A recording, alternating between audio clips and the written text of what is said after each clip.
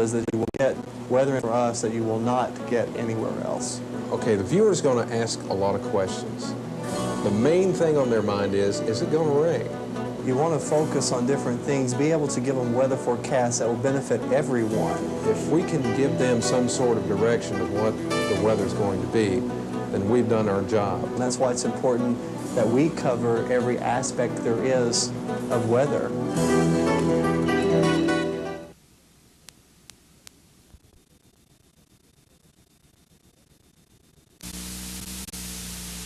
Webster defines a meteorologist as someone versed in meteorology. In Kentucky, a meteorologist is defined as dedicated, professional, someone who genuinely cares how the weather impacts his Kentucky neighbors. That's Pete Grigsby. He is Southern Kentucky's only TV meteorologist. Pete works hard to reduce the threat of Mother Nature to you and your family by giving you timely weather information accurately and when you need it. News Center 13's Pete Grigsby, a meteorologist and more.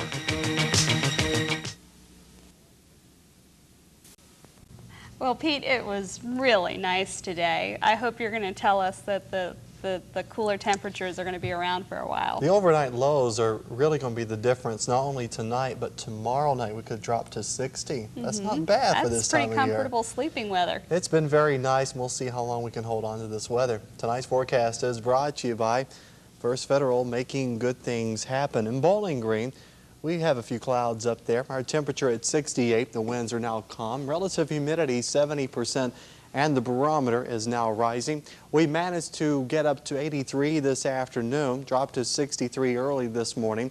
There was no rainfall for today for the month, 0.53 for the year of 92, 27.16. Your pollen count checking in today, moderate from grass. Trees, also ragweed at low, mold at a high count, so watch out for that. Looks like temperatures now into the 60s for Glasgow, Munfordville, Jamestown, Morgantown. You can see most of the temperatures are dropping. They'll probably drop down to the lower 60s for overnight tonight. We go over to Metcalfe County, 69 degrees over in Beachville. Skywatch 13 showing a line of light showers now approaching the Ohio River. Southern Indiana, southern Illinois getting some light rainfall there. We have about a 30% chance of rainfall here across south central Kentucky throughout this evening on into tomorrow morning and afternoon, simply because of that system right here. It starts from the Great Lakes region down through eastern Missouri, moving southeastward about 25 miles an hour. Most of it's just areas of low pressure kind of gathering its forces and slowly moving in our direction. At the same time, we're still kind of sandwiched in between not only the new system, but the one that's briefly moved out of our area that's now stalling across the southeast, bringing thunderstorm activity and rain showers all across Dixieland. I brought a view of this. You can see the Midwest starting to clear up. Very mild conditions here, but out to the west, record heat all along the California coast up to Washington, Oregon, where they're getting anywhere from 90, 95 degrees as an average daytime high. So they're not getting any relief from the heat there. Cooler conditions here. This cooler air mass now slowly dominating the Midwest is also right over Kentucky, and that's why our temperatures are slowly coming downward for our overnight low. So we are welcoming the cooler temps and the much drier and more tolerable air that we have right over the state.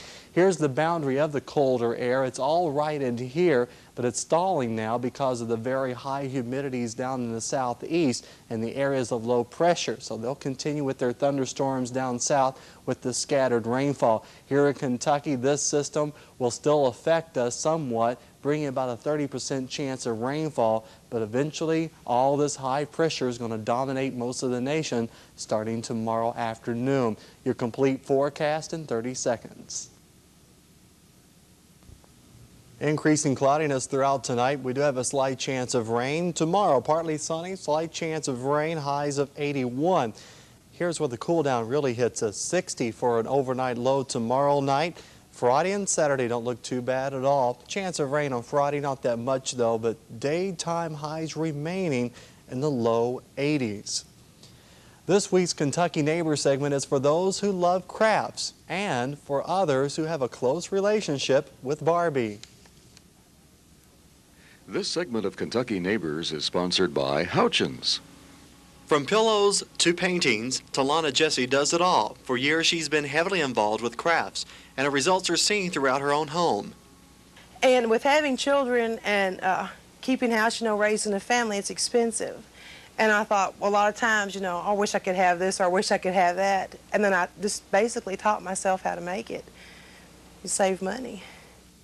Her most popular task is making formal wear for Barbie dolls. And with the growing demand and popularity in the community, she's finding herself very busy.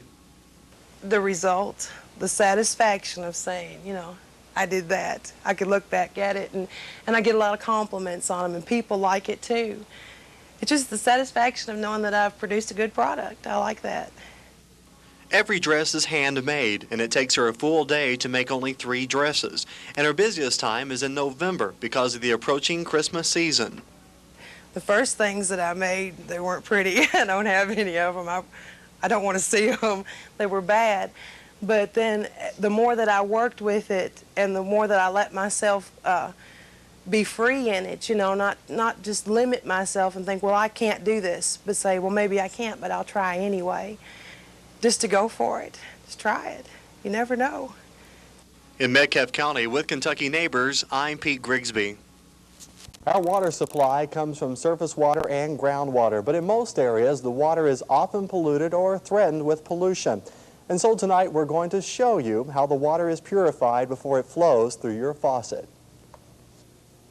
This water treatment plant serves the entire city of Bowling Green and most of Warren County. The water is taken from the Barron River and is treated through a very complex system before it is served to the residents. Well, of course, being a public water supply, people look to us to supply water which is not only economical but safe to drink, and they trust us to do that, and we take that very seriously. The raw water passes through a large screen where all large objects such as sticks and leaves are removed. Then chlorine and other various chemicals are added.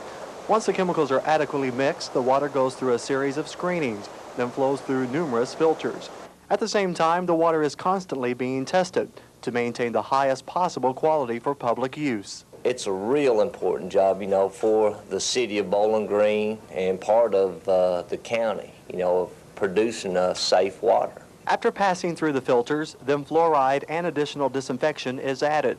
The water treatment plant supplies the community with over 10 million gallons of water every day. But during the summer months, that increases up to over 12 million gallons a day. With the growing population, the plant, if needed, can provide up to 22 million gallons of water per day. Being a volatile area, Bowling Green, we have to monitor that pretty closely, and when we reach about 80% capacity of the treatment plant, we have to project at what point we need to begin a renovation or expansion of the treatment plant. So currently, we should be in pretty good shape until around the year 2010. But for now, just remember this complex system is bringing you water that is safe to drink. Pete Grigsby, News Center 13. Well, Pete Grigsby, you're out here early with us tonight, and I know you've been having a good old time doing shop talk over at Western. Walked into this room earlier this afternoon and walked into a room full of climatologists. I'll tell you what, there's a lot of knowledge in there. I didn't stay too long. I should have, though, because I'd learned quite a bit. Here's what's happening. Anyway, the president of the National Weather Association and climatologists from around the nation are in Bowling Green this week. The reasons? Climatology and the public. They are members of the American Association of State Climatologists, and they're at Western Kentucky University this week for this year's annual meeting. The 65 participants represent 25 different states, including Alaska and California. Our responsibilities are to archive the climate data, to make those data available to the public, and to derive information from the data and make that information available to the public.